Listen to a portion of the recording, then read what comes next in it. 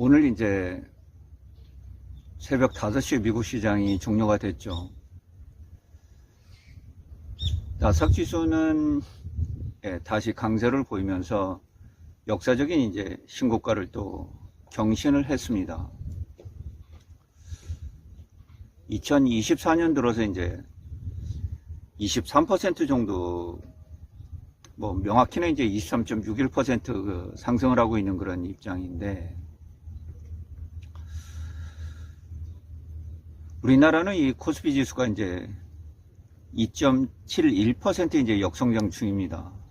이 코스닥은 조금 더 심해서 최근에 이제 또 가파른 하락이 나타났잖아요. 그래서 마이너스 17.24%예요.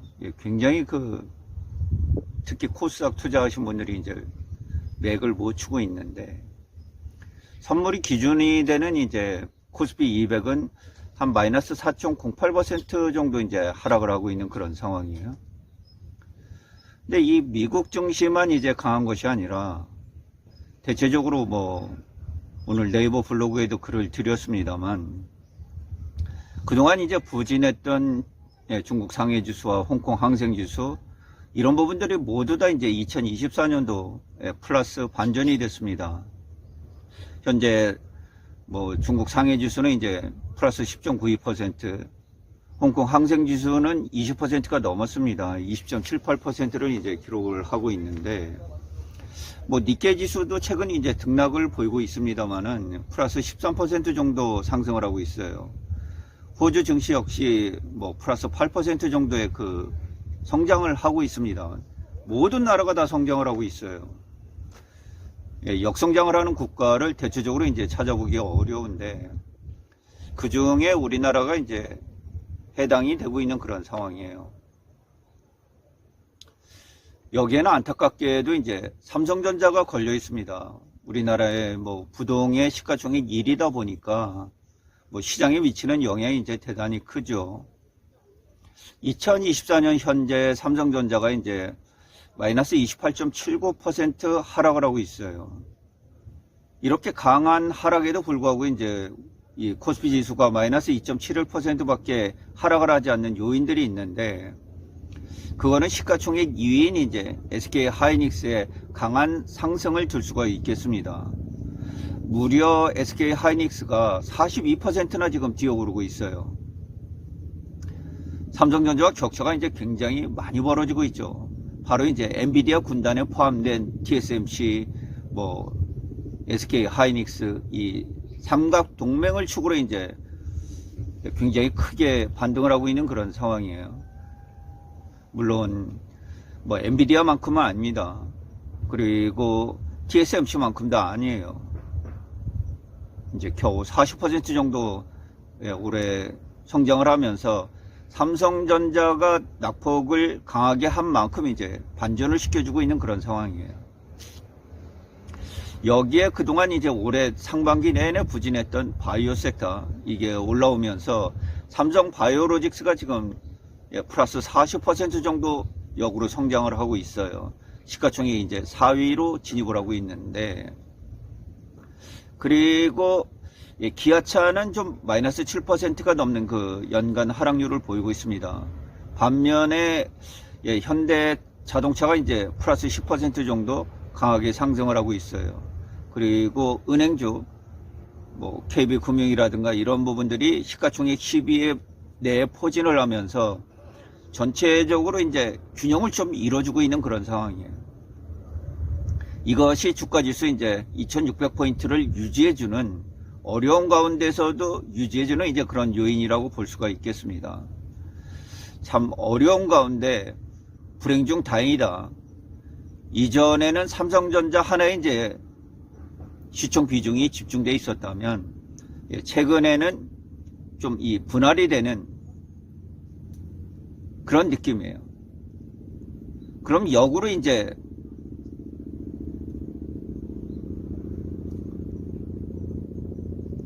위험이 덜해질 수 있잖아요. 앞으로 삼성전자가 내려도 전체 그 코스피 시총 비중이나 코스피 200 비중에서 이제 많이 다운돼 있죠. 15% 정도까지 다운돼 있는데, 그렇기 때문에 시장에 미치는 영향이 이제 적어질 수 있어요. 예. 그래서 참 어렵습니다. 특히 이 삼성전자하고 이제 2차 전지, 뭐 LG 에너지 솔루션이 이제 마이너스 한 5% 정도, 삼성 SDI가 마이너스 30% 정도 이제 전체적으로 시장에 하락을 하고 있어요. 그리고 삼성전자와 이제 같이 우리나라의 가전산업을 이끌고 있는 LG전자도 한 마이너스 10% 정도, LG이노텍이 애플 아이폰 수요의 부진 뭐 이런 거 영향을 받아서 이제 마이너스 한 28% 이렇게 역성장을 하고 있어요. 우리 전체적으로. 그래서 참 이 시장 대응이 대단히 어려운 그런 입장이에요. 예, 시장 대응이 대단히 우리나라 시장이 지금 현재 상승에 베팅하기가 대단히 양시장, 코스피, 코스닥 포함해서 어려운 시장입니다.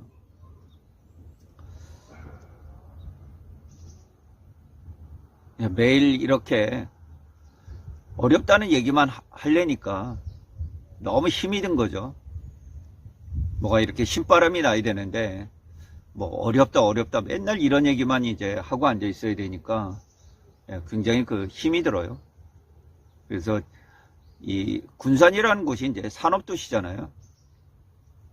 공장들도 많고 이 새만금에 이제 공단도 조성을 하고 있고 뭐 이래서 우리나라가 이제 제조업 산업국가인데, 이런 나라가 이 잠재 성장률이 2% 정도 이게 이하로 떨어져서 미국보다 지금 잠재 성장률이 낮게 나온다.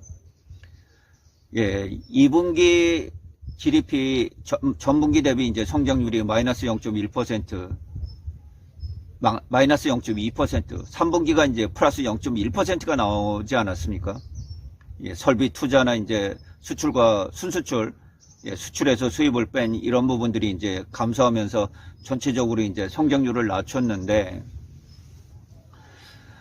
25조 달러나 되는 이제 거대한 미국의 성장률이 뭐 2%, 3% 나오고 있는 그런 상황에서 우리나라의 잠재 성장률 동력이 이제 크게 떨어지고 있다. 뭐 이런 부분들이 이제 우려가 되는 부분이기는 한데, 참 정치적으로나 경제적으로나 어떤 뭐 성장 한계, 뭐 이런 한계를 느끼는 그런 부분들이 아닌가 이렇게 생각이 들어요.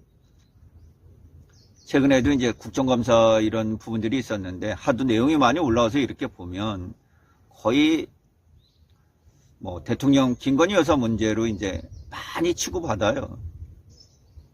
뭐 오로지 뭐 집중된 그런 거예요. 국가의 미래나 나라의 미래 뭐 이런 것들은 잘 보이질 않고요. 정쟁으로 아주 일관을 하고 있습니다. 이게 국가의 미래랑 무슨 상관이 있는 것인지 좀 안타까운 그런 상황이에요. 우리나라 국민이 이제 스스로 존중을 안 해주면 대통령이 해외 순방이나 또 해외에 이제 국가 원수들을 만날 때 어떤 체면을 가지고 만날 수 있겠습니까? 일을 이제 제대로 할 수가 없죠. 그렇죠? 굉장히 곤란한 상황을 만들고 있다. 뭐 대통령 지지율 낮은데 뭐 대통령 부인 이렇게 문제도 있는데, 이런 문제들이 계속해서 순방을 하면 뭐 언론에 보도가 되고 이제 이렇게 되지 않습니까? 해 언론에. 그래서 실질적으로 이 국제 외교를 하는데 대단히 어려움을 이제 겪을 수밖에 없어요. 우리가 매일 우리 아버지를 욕하는 꼴하고 똑같습니다. 한 가족 구성원들이 있는데 어디 나가서 내 아버지 욕을 계속하고 다니는 거예요. 내 어머니 욕을 계속하고 다니는 거예요. 그 아버지 어머니가 어디 가서 대외 활동을 동네에서 할 수 있겠습니까? 그건 못하는 것이죠. 그렇죠? 그래서 이런 정치적 한계, 위험부담을 이제 같이 끌어안고 있어요.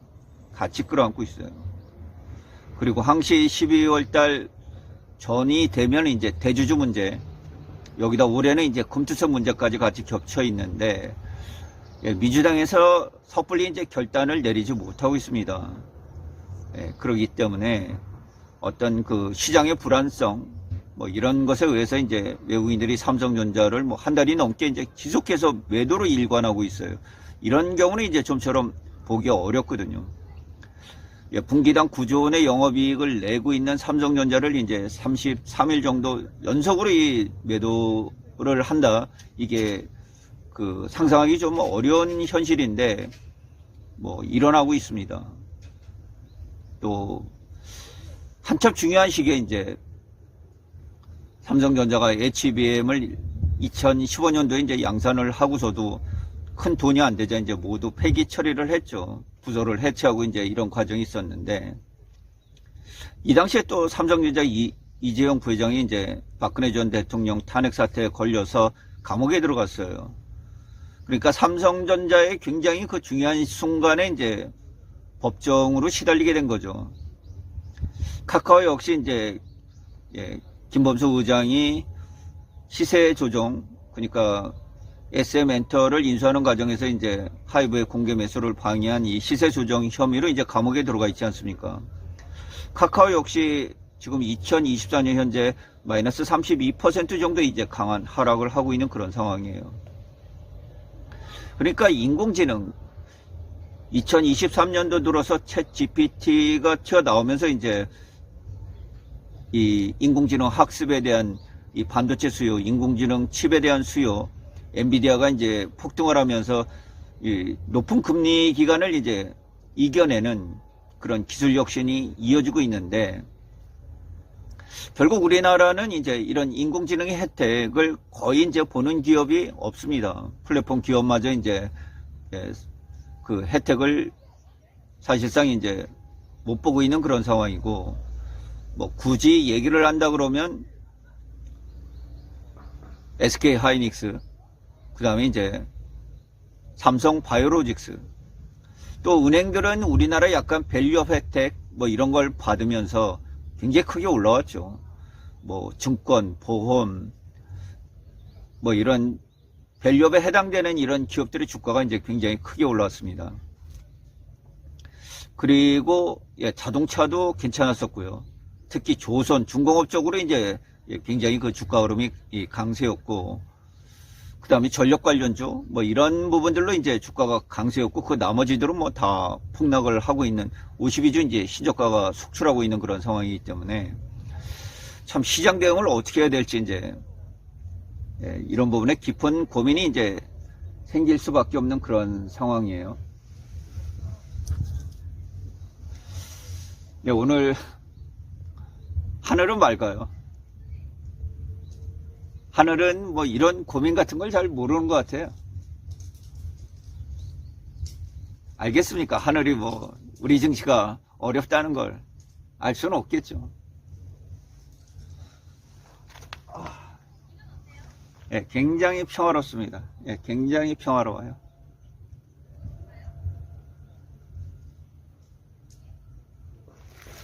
하여튼 우리나라 증시에 현재 고민이 좀 깊어지고 있습니다.